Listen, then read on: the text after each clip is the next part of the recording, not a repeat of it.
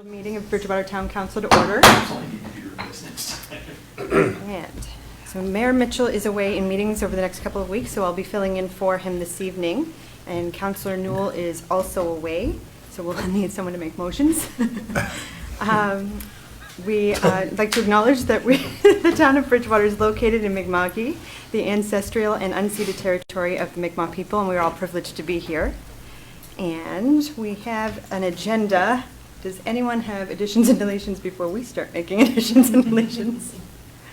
None? Okay, so we would like to move 11.3, the Lunenburg County Accessibility Advisory Committee. They're here with an update tonight. We'd like to move that up to after delegations. Would that work? Yeah. Okay, so we don't have them here all night. And we need to add an in-camera and for contract negotiations at the end of the meeting, right before adjournment. If someone can make a motion as amended, for the agenda as amended. I move that we approve the agenda as amended. Thank you, Councillor Wynot. Seconded by Councillor Fougere.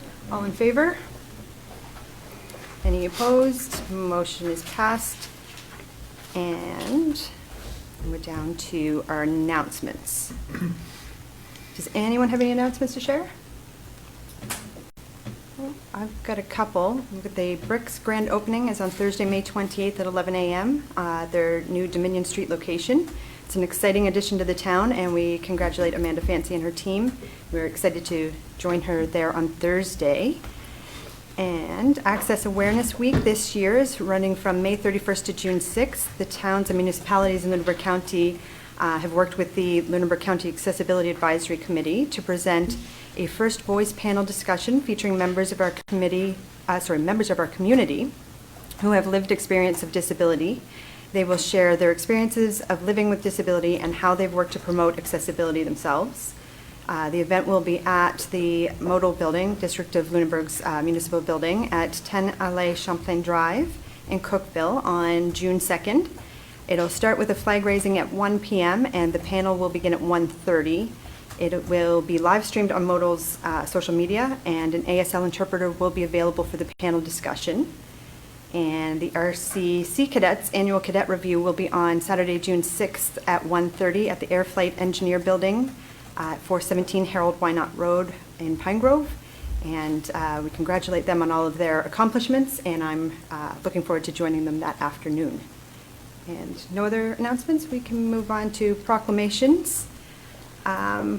Again, Access Awareness Week is running from March 31st to June 6th, so there will be a proclamation shared on the town's social media. You can find it there and share it with your networks to help spread awareness as well, please. And delegations.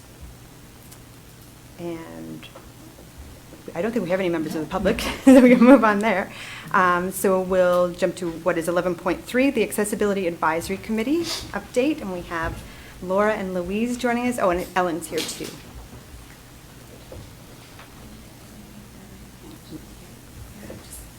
Here. Okay. Yep.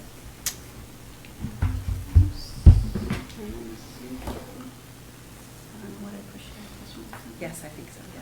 Do you want to do it?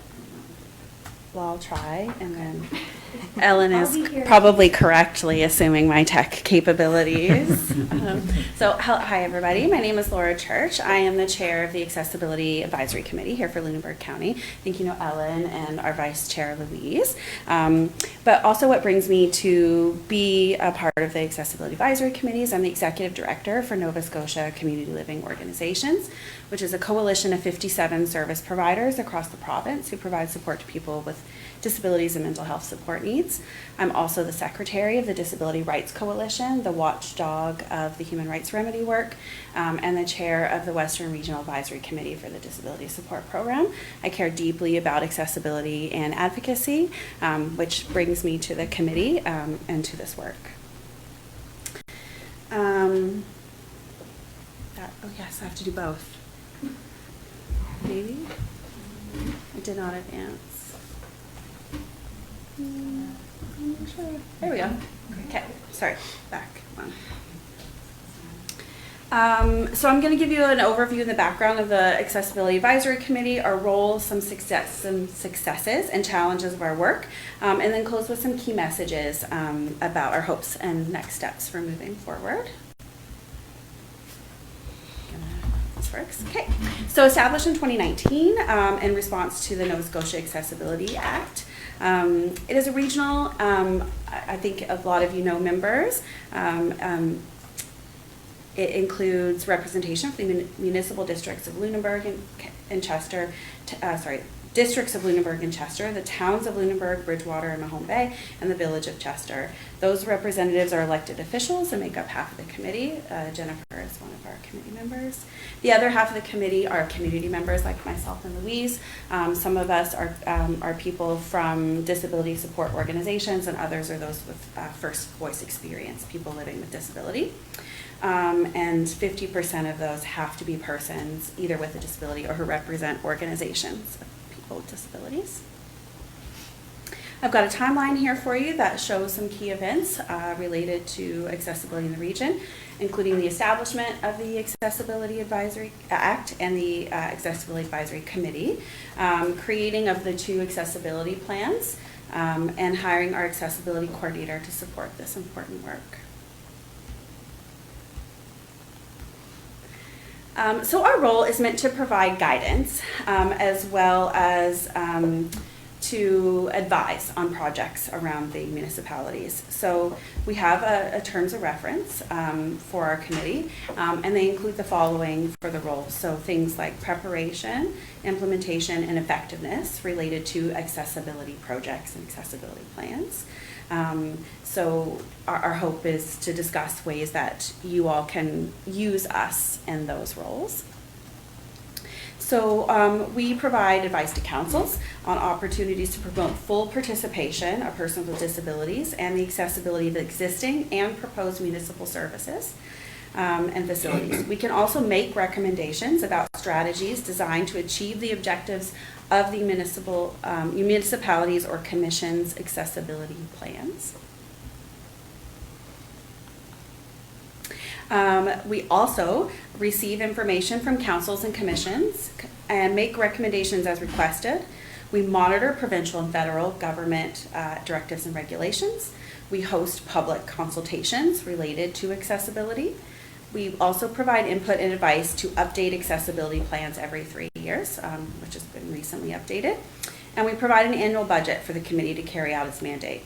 As you can see from this list, the committee can support you and your teams as counselors to ensure that accessibility is considered not only in work specifically focused on accessibility, but also with respect to other work where accessibility may not be top of mind, but it is still absolutely integral to ensuring people with disabilities can participate fully in our communities. The double switching is, here we go. So as noted, we've created 2 accessibility plans. The second one is pictured here in both a plain text and a graphic format. We also have participated in building relationships through our participation as members who have networks of people who care about accessibility and through our efforts to connect with community. So we do have just a really broad range of representatives, which enables us to reach far into the municipal districts and into our communities and bring that experience and expertise back to the committee work as well. An example of that is the upcoming First Voice panel discussion taking place, as Jennifer mentioned, as part of Accessibility Awareness Week. These relationships with persons with disabilities and allies can help support engagement of people who may not have traditionally been engaged with municipal government. These voices can support making better accessibility decisions. We as committee members can be champions in community for projects that incorporate accessibility. So while we're here to advise, we're also here to champion the good work that you are already doing. And we hope that you can use us in that capacity. In addition, counselors serving on the committee are provided with more information about accessibility issues in community and can bring that knowledge back to council tables. It's important to remember that accessibility means different things to different people. And while we always try to do our best to think about accessibility in terms of how we go about our business, it's important to get a lot more disability and accessibility perspectives when we're doing our work. some success examples. Oh, I'll move this slide as well. So obviously this shows the image of the renovated washrooms at Wild Rose Park. It was a beautiful day when that was opened up. They're great washrooms. This is an example of a project the committee has provided advice on. One of the committee members also visited the park to give additional advice before it was completed. We have given advice on designs for Saw Pit Wharf and Modal and Civic Square in the town of Lunenburg. We had a lot to say about initial designs of these projects, and we believe that feedback was supportive of more accessible designs.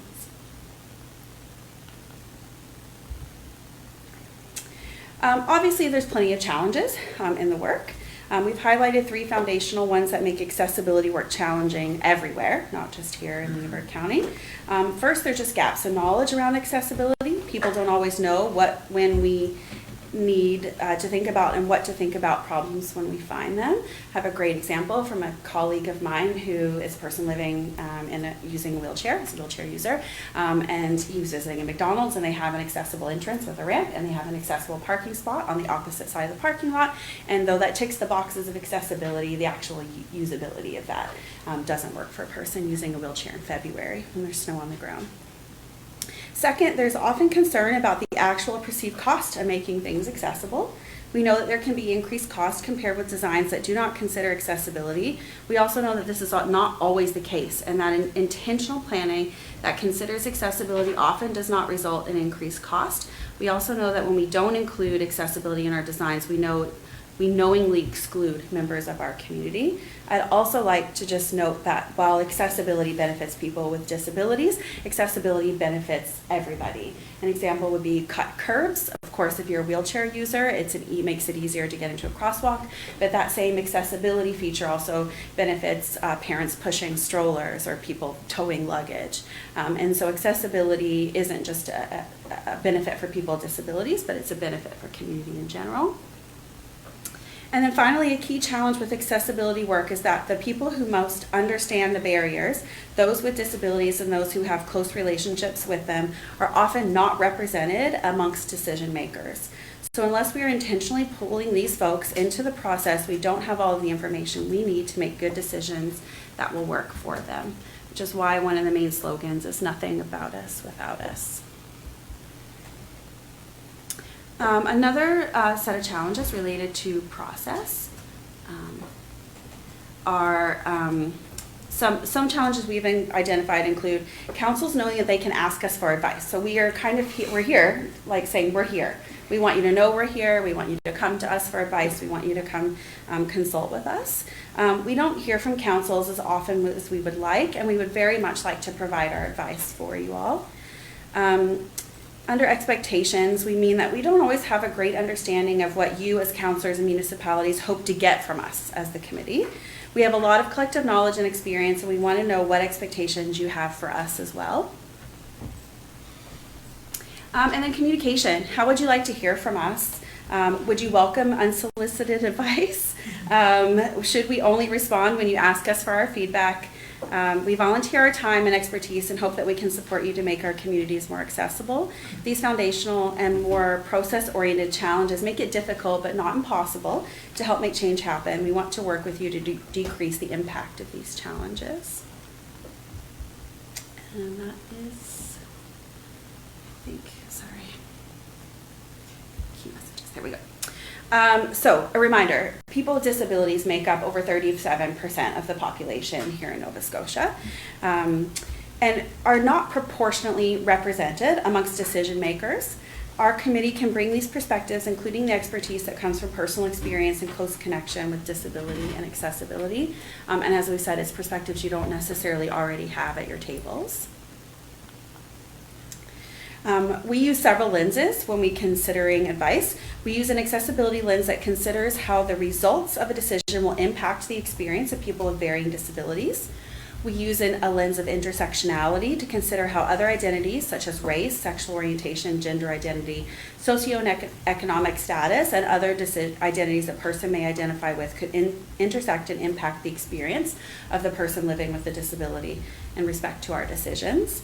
And we use a human rights lens. It's foundational. Accessibility is a human rights, and it means that we recognize that people with disabilities are entitled to the same rights as other people. We consider whether the outcome of the decisions that we make respect those rights. Next steps, really just ask for our advice. Remember that we're here and that we're eager to do the work, and we want to make an impact in our communities that we live in and we care so deeply about. And tell us your thoughts, how we can work better together, how you think the Accessibility Advisory Committee can support the town of Bridgewater, and create that really inclusive community where everybody has an opportunity to feel like they belong. That is it. So yeah.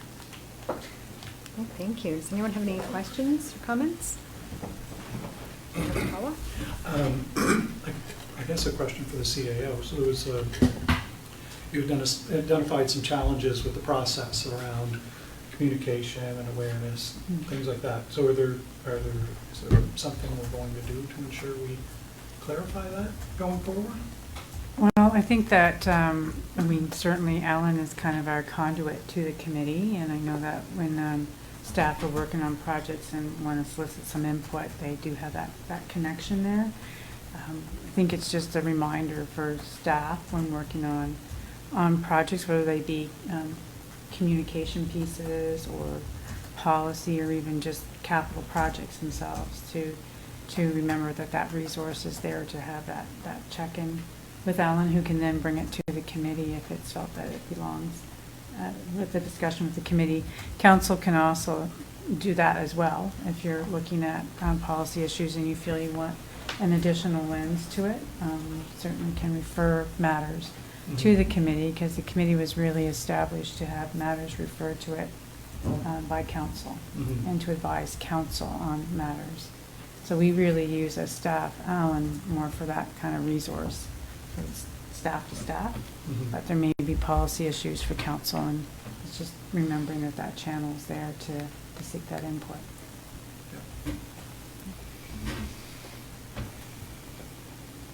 Any other questions? Okay, great. Thank you so much for the update. Appreciate it, and we'll see you soon. Thank you. Have a good night. And so now we are moving into a public hearing, and I'm going to fumble this a lot, so bear with me. So I need to recess the regular meeting of Town Council and open the public hearing. Have I done that correctly so far? Okay. And the agenda is a separate agenda, so if you're looking at the package at home or wherever you are, it is a separate agenda, and we have that in front of us. Mine's really small, but we're going to go with the flow. Do I need to go through the agenda? Oh, I would use that one there, and yep. So do I review the agenda and like each of the points in it? Yep, so I would, I think we just need to confirm that all our statutory requirements are met, and then we can just go right into the agenda and have the Okay. planner do the overview. Okay. So all of the statutory requirements have been met for the public hearing, and then the first step will be an overview by the applicant, which is the town. Am I Yeah. still on the right track? Yes, that's right. We are the applicant in this case. Right. And I think Nick Brown will be presenting kind of what the proposed amendments are. There's a PowerPoint presentation. And then at the end of that, that's when you would receive questions from council to Nick. Okay. That was the agenda review I was supposed to do, right? There you go. So what she said. Mr. Brown, if you wouldn't mind, please. Yeah, good evening, Deputy Mayor and Council. So yeah, this evening, Council will be considering concurrent amendments to the municipal planning strategy and subdivision bylaw with respect to parkland dedication. First consideration was held at the regular council meeting on August 27th, 2026. Staff are recommending that Council approve the amendments. And there are two parts to this amendment package. So firstly, the evaluation criteria through an addition to the definition of usable land and a map schedule of the subdivision bylaw, where land can only be considered where it is located outside of an 800-meter distance from existing parkland per the zoning map. And secondly, the requirement for an area of usable land or cash of equivalent value within the subdivision equal to 10% of the area of the lots to be approved, and this is an increase from the current requirement equal to 5%. So important to this discussion and consideration of these amendments is the definition of usable land. Usable land definition is a determining factor between land and cash. Primarily, that usable land must consist of a parcel having an area of 43,560 square feet or more, and that's 1 acre. That minimum size isn't proposed to change. By having this 1 acre size requirement, regardless of the subdivision's proximity to existing parkland, dedication is most likely going to be in the form of cash. For context, to get to 1 acre, based on the 5% requirement, if we envision a subdivision proposing 10,000 square foot lots, the number of new lots proposed would have to be 80 plus. If the bylaws changed to a 10% requirement, the number of new lots proposed would be less, closer to 40. Still a relatively large subdivision, mainly available in underdeveloped sections of town. So firstly, the dedication must amount to a 1 acre parcel of land to be an option. Now regarding the new provision that will also need to be satisfied to allow land dedication, the map shown on this slide indicates where land will become the requirement beyond an 800-meter distance from existing parkland per the zoning map, if also at 1 acre or more in size. The green illustrates areas within 800 meters of an existing park. The beige illustrates areas outside of 800 meters.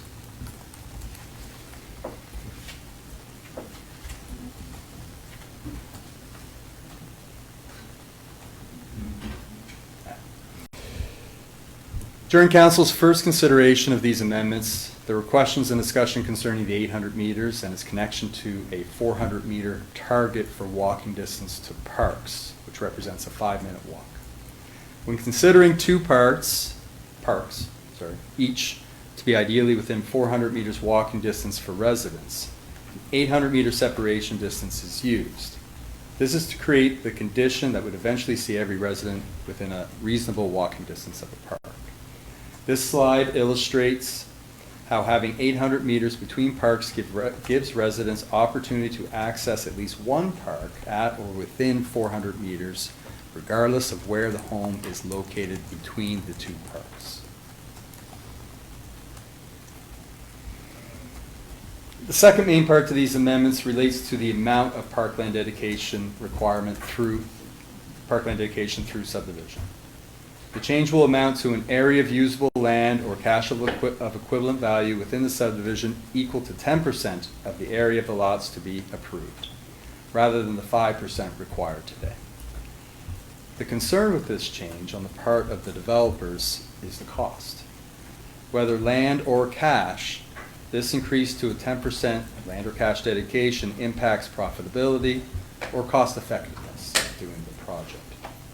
This was discussed with developers and subdividers through the consultation process related to this amendment process and highlighted as their main concern.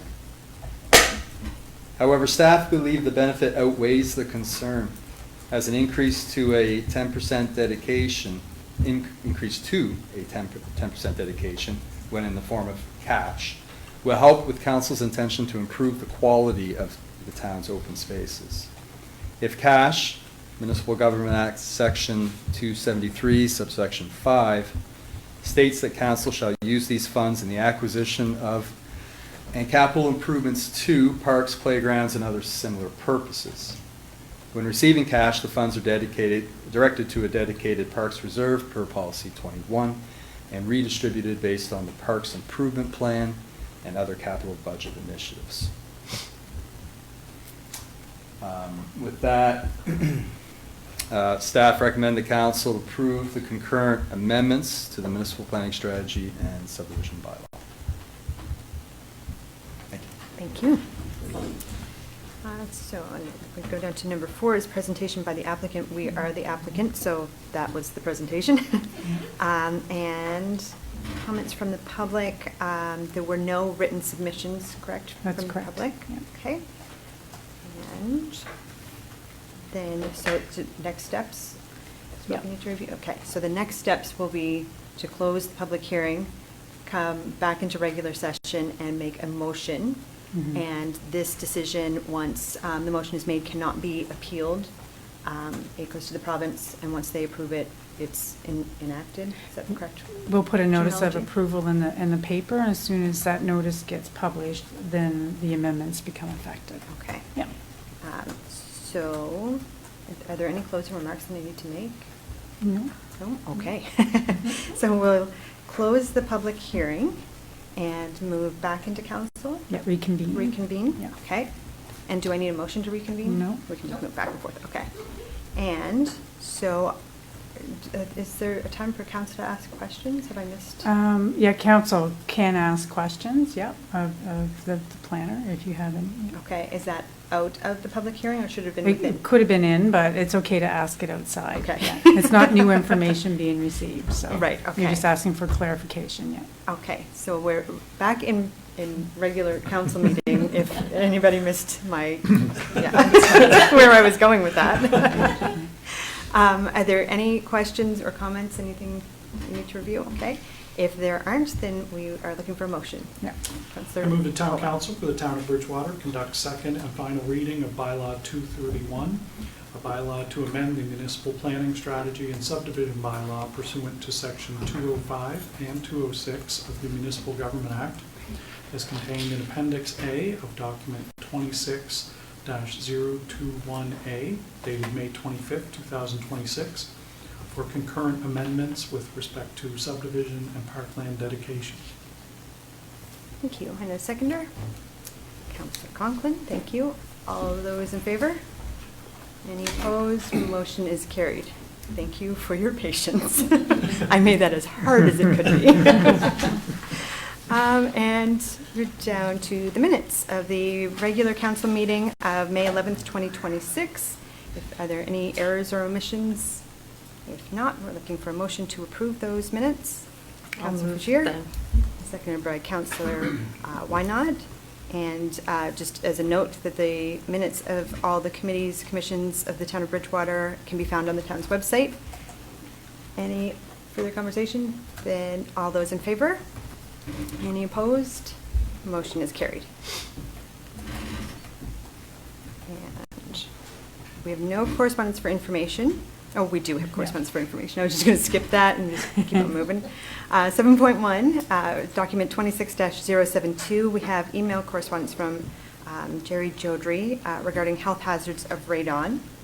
And some information has been provided to him, including, good for the public to know that free kits can be picked up at the library or the MLA's office, and there are a number of free resources available. Jerry has made some suggestions for things that he would like to see happen or would suggest are considered.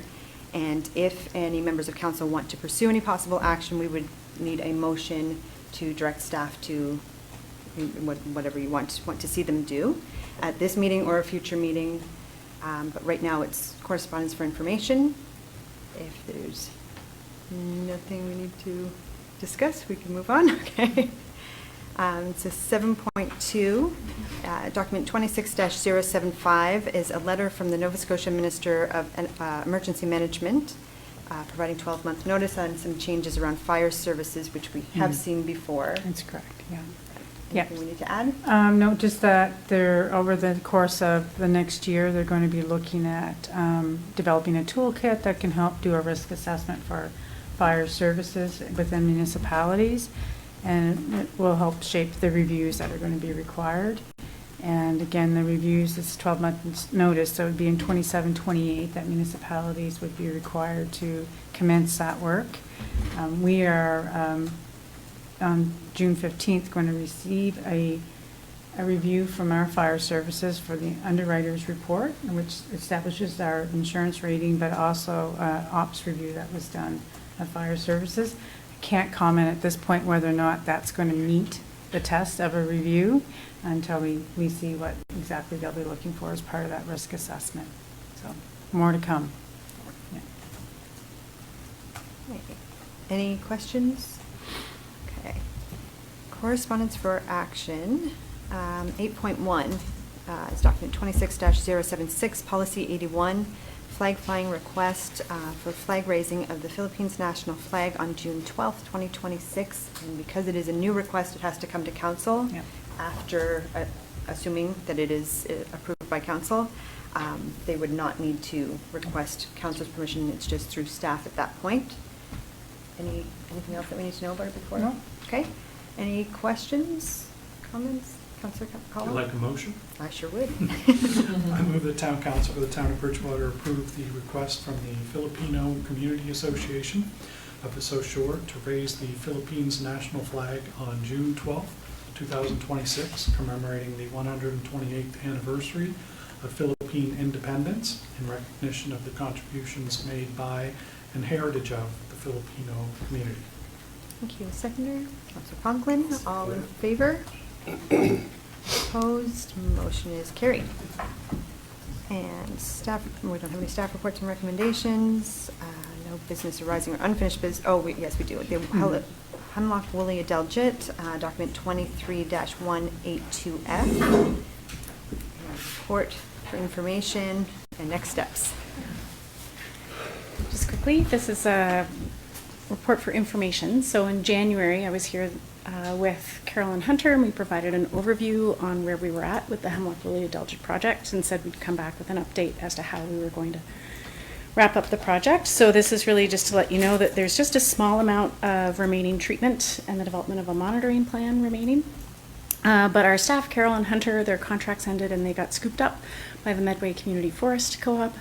So they are now part of their strike team. So we've been working to, and so MCFC is a partner with the Community College in the province of Nova Scotia, providing treatment to provincial crown lands. So they're out working in the big wilds of the southwest part of the province, treating hemlocks.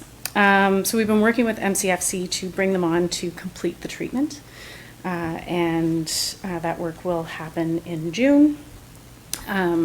We had provided this to you in our report in January, but there's just a handful of treatment remaining, plus Riverview Park. So some trees in Kinsman Field, the Centennial Trail in 2 spots, and the King Street Green area. All of those areas require the injection type of pesticide treatment, so the only closure required to do that treatment is during treatment.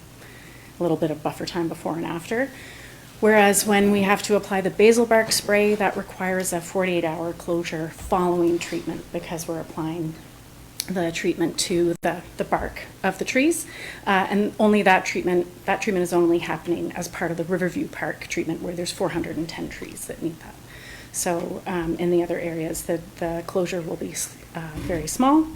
And there was the estimate of the amount of time it would take, and MCFC has said they would bring their entire strike team and get us done in about 2 to 3 days instead of over a period of weeks. So that's just sort of where we're at. And then at the end of the season, they will help us to establish an ongoing monitoring program because, as you're aware, this treatment lasts for about 5 to 7 years, and then it needs to happen again. And while the province is introducing biocontrol, so there's the bug, Larry something or other, and now there's a fly that was talked about, it was actually in the news just the other day. Those will take some time and approximately 15 to 20 years to be established as a predator for Hemlock Woolly Adelgid. So there will need to be several repeat cycles of treatment over the coming 2 decades as we approach some natural, or I guess introduced natural predation of the Hemlock Woolly Adelgid. So then we'll be able to implement that monitoring plan. And all of this is funded 100% with the Sustainable Communities Challenge Fund grant that we have received. Any questions?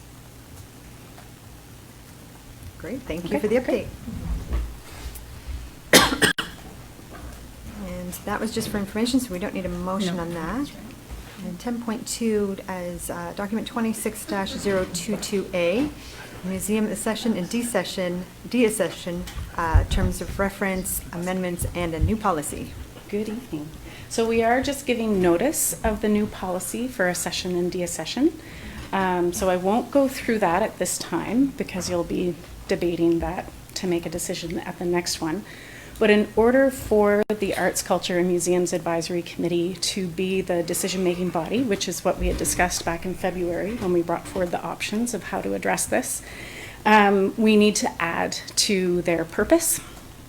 And so you have in the report in front of you the proposed addition to the terms of reference for the Arts, Culture, and Museums Advisory Committee, which is section 2.4, to support collection development by reviewing and then affirming or denying the recommendations for accessions and deaccessions made by the designated Des Brisets Museum staff. So, I don't know if our member on that committee would like to say anything further. Nothing further. We had some conversation about it and who's most equipped to make decisions on old nails and things, right? It's not us. Or I shouldn't say that until the motion is passed. So we have two motions. One is the notice of the policy change, and one is the change to the terms of reference. And then the policy will come back next time. Is anyone willing to make those motions? Councillor Caldwell? I move that Town Council for the Town of Bridgewater approve the amendments to the Arts, Culture, and Museums Advisory Committee terms of reference, which delegates authority to accession and deaccession items in the Des Brisets Museum collection to the Arts, Culture, and Museums Advisory Committee. And a seconder. Oh, sorry, Councillor Vergier. Thank you. All those in favor? Any opposed? Motion is carried. Thank you. And the second motion? I move that Town Council for the Town of Bridgewater give notice pursuant to Section 48 of the Municipal Government Act that at the June 9th, 2026 council meeting, council will consider the accession and deaccession policy as outlined in document 26-022A. Thank you. And seconder? Councillor, why not? All those in favor? Any opposed? Motion is carried. And we have amendments to the Sidewalk Cafe bylaw, Chapter 212. Hey, Deputy Mayor and Council.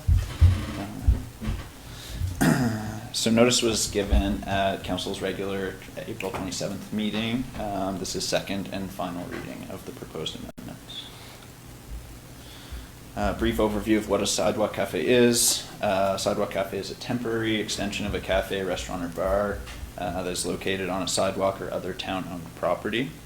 The intention of a sidewalk cafe is to create an open, inviting space that blends with the street, allowing the public to enjoy the outdoors while also being immersed in the community.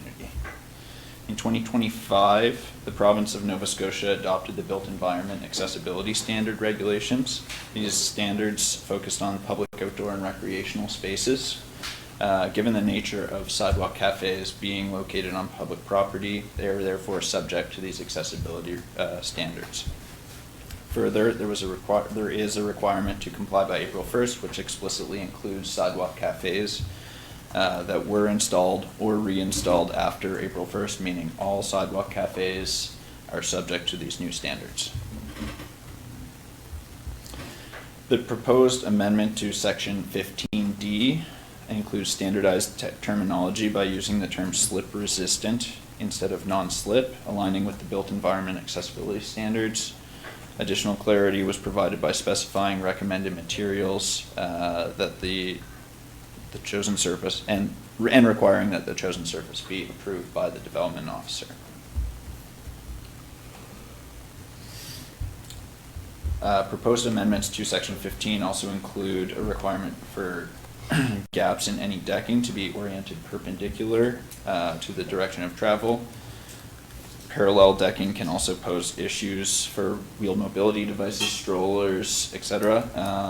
Given the temporary nature of temporary sidewalks, it is difficult to achieve perpendicular decking in all situations. Hence, there is a where possible clause in the bylaw, including the requirement where it's possible to achieve. will support a safer and more accessible service on temporary sidewalks. This would be a requirement above and beyond the standard.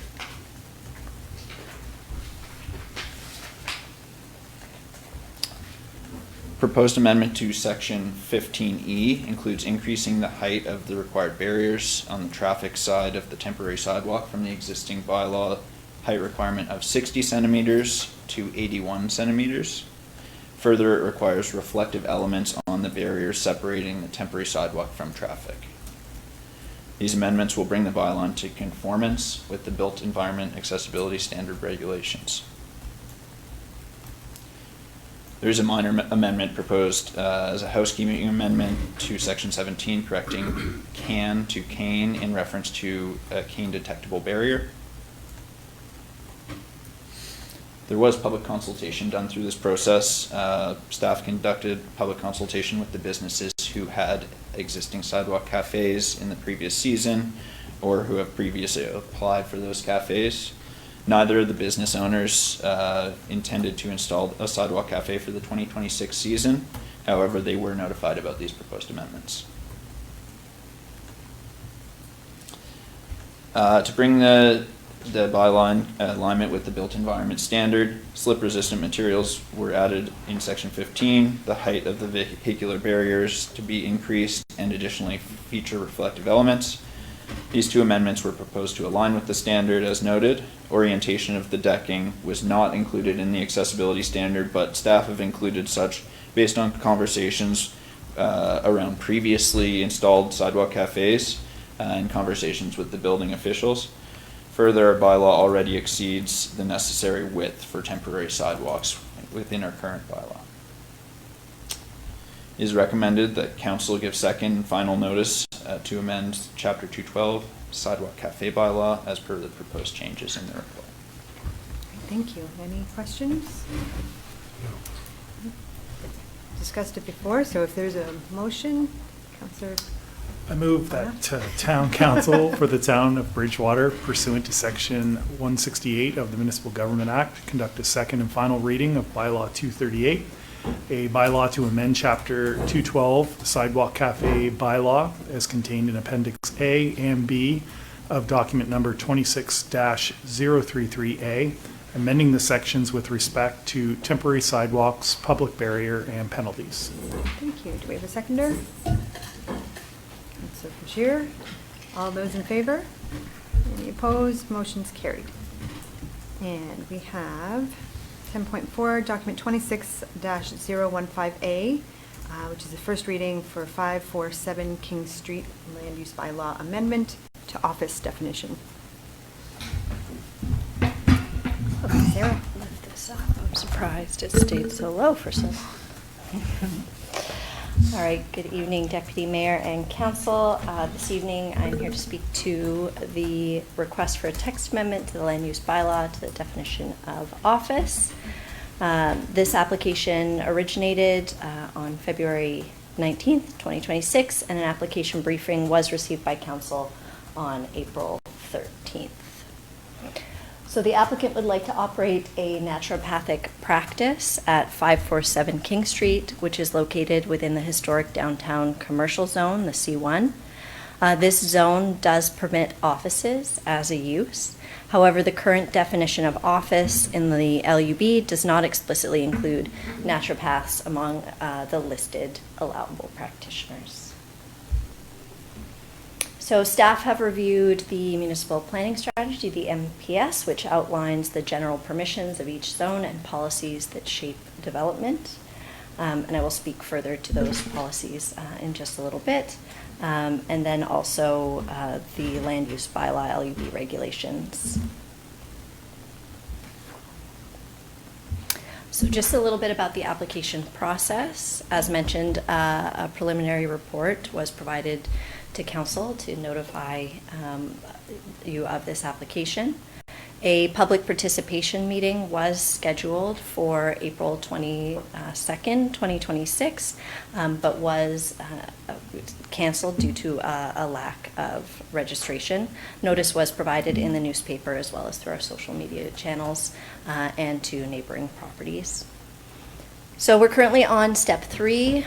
You're receiving the planning analysis and first reading report. Should council motion to proceed, there would be a public hearing and a second reading. So amended definition to office would affect permissions in multiple zones throughout the town, as office is an allowable use in all the zones that are indicated here on this slide. However, the zone standards would not be altered and would still apply as they do to all other health practitioners identified within the definition. You can see here the current definition of office with that addition of naturopath highlighted for you in blue.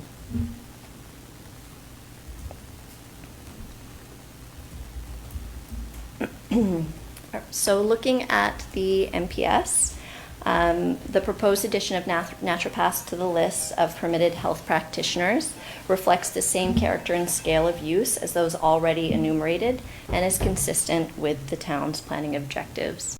Specifically, it is supported by policy objectives 1, 2, 3, and 8.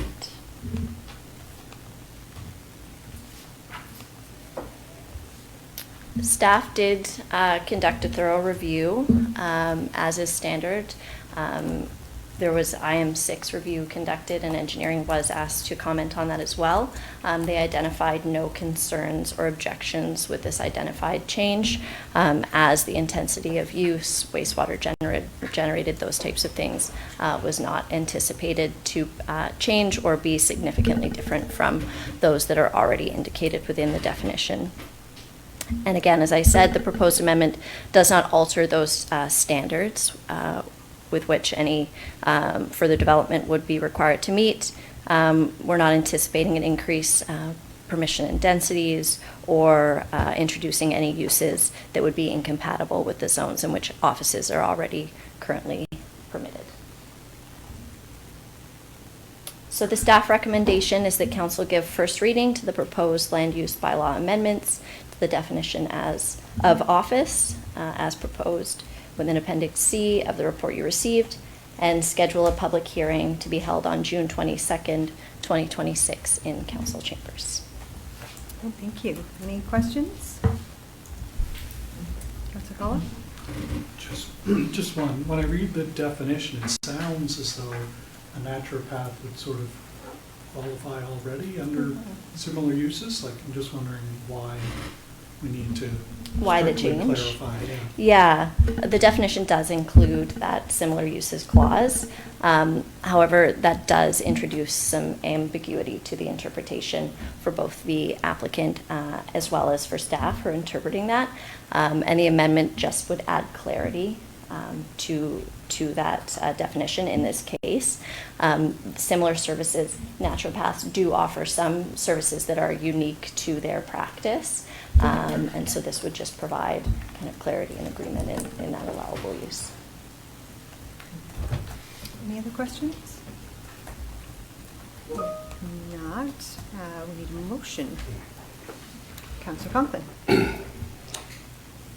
I move that Town Council for the Town of Bridgewater hereby conduct first reading of bylaw number 240, a bylaw to amend the land use bylaw as contained in Appendix C in document number 26-051A, amending the definition of office, and pursuant to section 205 and 206 of the Municipal Government Act, give notice of a public hearing to be held on this matter during the regular meeting of Bridgewater Council on June 22nd, 2026.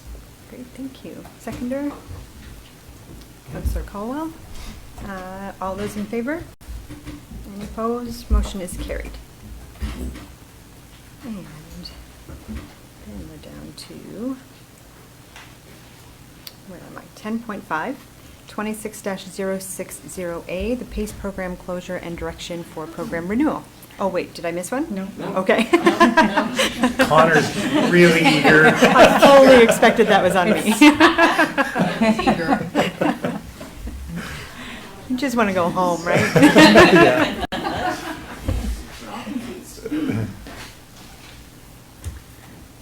Okay, good evening, council. Just a moment here. I get myself sorted.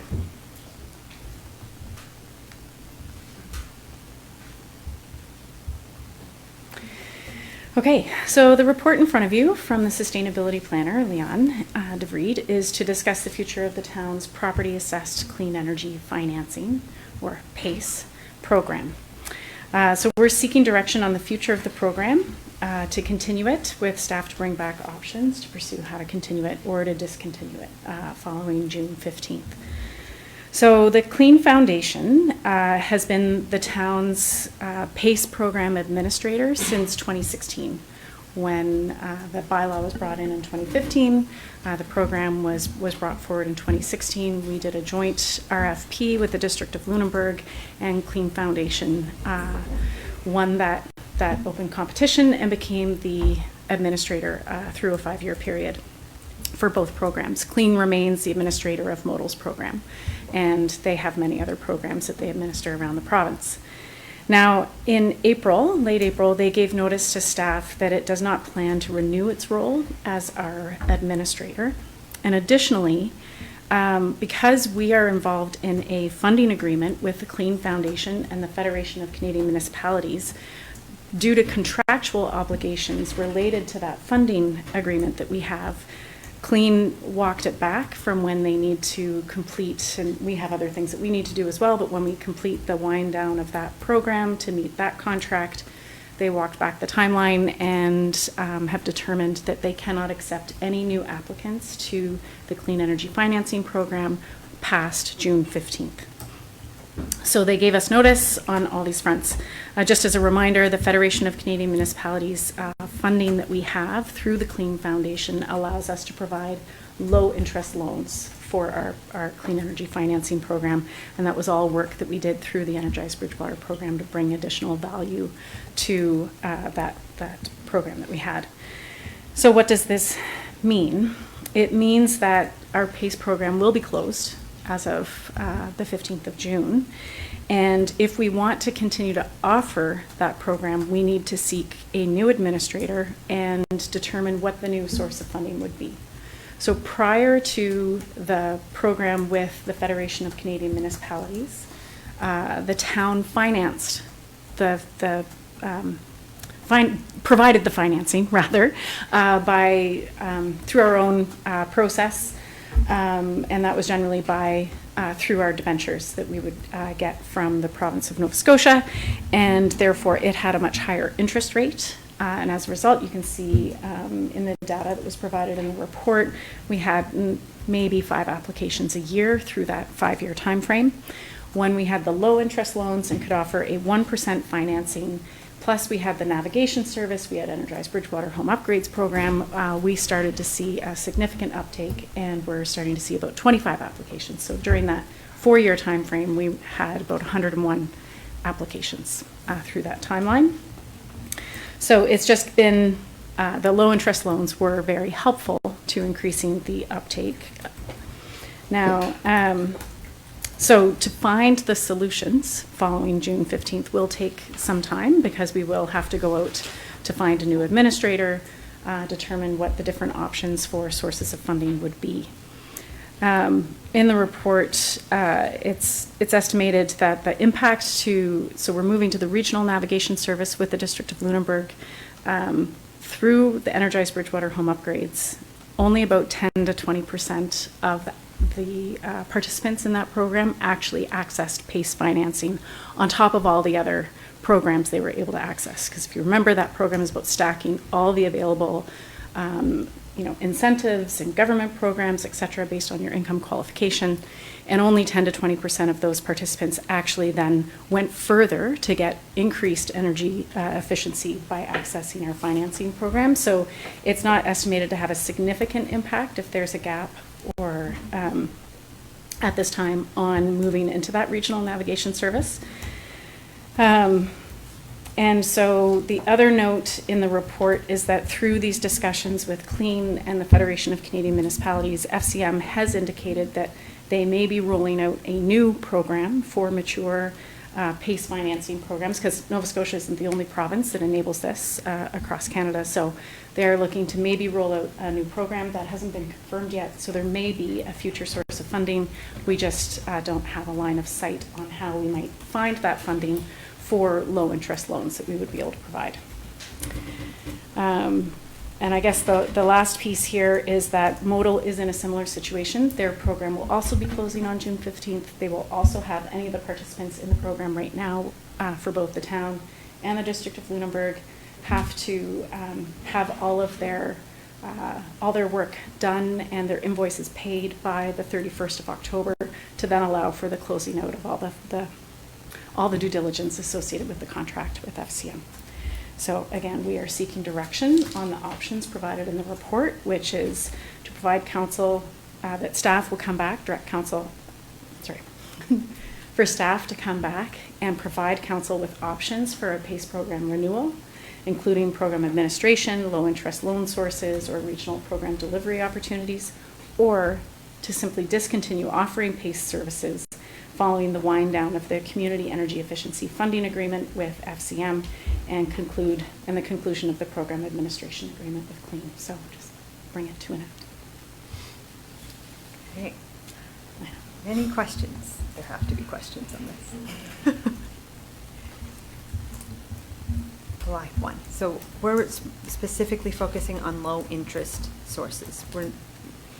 Staff would agree we're not really interested in going back to higher interest rates, which doesn't seem to be much uptake anyway. There wasn't that much uptake. So I do know that in 2016, the interest rate that we had in our program was about, and it would be good today because it was about 4.6%. In discussions with the Director of Finance, there's no guarantee, like it would be up to 7% possibly, plus what we might need to add to recover our own costs. So we really, some of that work would be what would that look like and how would that work if we went with the level of interest rate that we would be able to get, which in many cases can be lower than a private lending institution, but maybe not in this current environment. Mm-hmm. I think the challenge with the interest rate being potentially 6 to 7% is you have to achieve a 1-to-1 ratio on That's savings right. and your Mhm. energy costs versus the debt you incur to undertake the upgrades. So the higher the interest rate, the higher that bill is, right? So that's a disincentive as well. The one, I'll just add though, perhaps the balance to that is at least it is a longer term. So where you might only have 5 years with a lending institution, private institution, ours would be on that 15 years because that's how we pay the debenture. But then if people pay off early, we run a risk. Again, there's some financial risk for the town if somebody is then to pay it off. But we're still making payments because we're locked in to that 15-year time frame. So is it fair to say this is pretty reliant on a new program becoming available to us? I'd say we really need to bring back those options. Right, fair enough, I think yeah. that to have the best uptake, yes, we want that low interest. Of course, we want the low to no interest, right? So the FCM was 0% to us, but there was a cost to actually putting it through the appropriate provincial channels to allow us to access our money. So that's why we have a 1% interest rate for residential properties and a 2% for any multi-units, the small multi-units up to 6. But that's why we have a small, low interest rate. But yes, of course, no interest is always better. Right. Mm-hmm. And the motion is to go explore what Correct. is possible. If there are no other questions, do we have a motion? Councillor Conklin? I move that town council for the town of Bridgewater direct staff to provide council with options for PACE program renewal, including program administration, low interest loan sources, and regional program delivery options. Thank you. And a seconder? Why not? All those in favor? Any opposed? Motion is carried. Thank you. And we have new business. It would be really fun to like do it again. So 26-073 initiation report, MPS LUB amendments to R5 130. Oh, 130 Dominion Street, got it. Hello again, Council. This initiation report originates from a request for concurrent MPS and LUB amendments to redesignate and rezone the property at 130 Dominion from the 2-unit residential R2 zone to the medium-density residential R5 zone. The applicant is requesting a change in zoning to accommodate the development of a 4th unit on the subject property. Because this is an MPS or policy has an MPS or policy component, council needs to initiate the application to move forward with the process. It is staff's recommendation that town council approve the initiation of the process for considering the amendments to the MPS and LUB for the property at 130 Dominion from the low density residential designation to the medium density residential designation, and rezone from the 2-unit residential R2 zone to the medium density residential R5 zone. Thank you. Any questions? I just want to confirm, so the recent changes would allow 3 units there. They want 4, but we have to consider 5 because that's what would be permitted. That would be the maximum permitted as of right in the zone, in the this R5 zone that the applicant is seeking. But yes, the third, it was a pre-existing unit. It was a non-conforming use on the property, but there is a 3rd unit currently on the property seeking a 4th, and a 5th would be permitted Okay, in the great, R5 thank you. zone. Any other questions? And we have a motion. Yes. Councilor Chair? Yes. I move that town council for the town of Bridgewater receive the application from Kunal Kumar for concurrent amendments to the municipal planning strategy and land use bylaw to redesignate and rezone 130 Dominion Street from the low-density residential designation to the medium-density residential designation, and to rezone from the 2-unit residential R2 zone to the medium-density residential R5 zone, and approve the initiation of the planning analysis and consultation process for consideration of this application. That doesn't sound confusing at all. Seconder? Rolls right off the tongue. Yeah. Councilor Kalo, thank you. All those in favor? Any opposed? Motion is carried. Thank you, Council. And we have 11.2, it's document 26-074, dissolution of the Energized Bridgewater Advisory. So the, as council is aware, the Energized Bridgewater program is, we got an extension till the end of September, and that's really just to do the transition, to look at the regional navigator position, as well as transition Bridgewise to a community partner. So the town's involvement in the Energized Bridgewater program itself, as was funded through a Smart Cities grant, is pretty much wound up.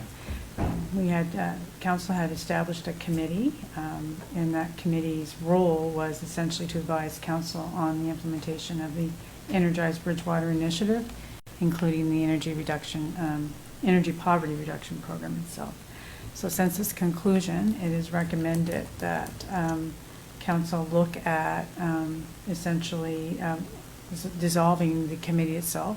It was a committee established with a specific mandate, and the mandate has been met, and therefore should be dissolved. Thank you. Any questions? I just wanted to make sure we thank all the people who have served on that advisory over the years. It was a massive project, and also to staff, because it was a massive project. It had a huge impact for the town, not just in terms of drawing attention to an issue in the community, but well beyond our community, and efforts to pull people out of that situation, but the talent that it brought to town, the excitement and energy that it created in the community, the collaboration with universities, research partners, the attention that it drew to us. I mean, really put us on the map globally, and allowed us to be in rooms and sit at tables that we would never have had access to before. And it brought millions of dollars, but then allowed us to leverage an awful lot of money that was brought into the community. So it's had an impact far beyond the reach of just the initial intentions of the project, and a lot of people put a lot of time and effort into that over the years, and thank you very much. So as sad as it may be, a motion, if someone is willing to, Councillor Why not? I would like to echo the deputy mayor's comments and thank everyone that was involved with the committee, volunteer and staff. With that said, I move that town council for the town of Bridgewater endorse the recommendation of staff and dissolve the Energy Bridgewater Advisory Committee as the committee has completed its mandate and the Energize Bridgewater program concluded on March 31st, 2026. Seconder? Counselor Fager? All those in favor? Opposed? Motion is carried. And so we will recess to go in camera. We will come back out to make a motion and vote after the in camera. And before we adjourn the regular meeting, I made that one confusing too, didn't I? So we'll officially recess.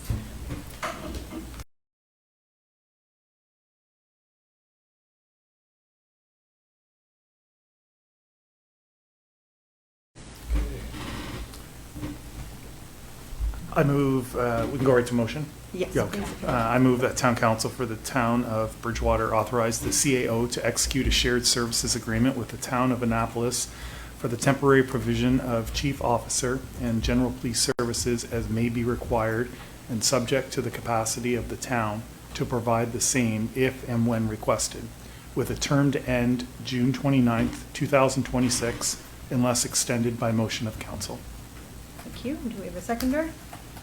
Counselor Fager? All those in favor? Opposed? Motion is carried. And that is the end of our agenda, a very odd agenda. And we just need a motion to adjourn. Counselor moved. Fager, seconded by Counselor Wynot. All those in favor? Wait, we don't have to vote on this. We're done. Thank you. We're still in favor of Deputy Mayor.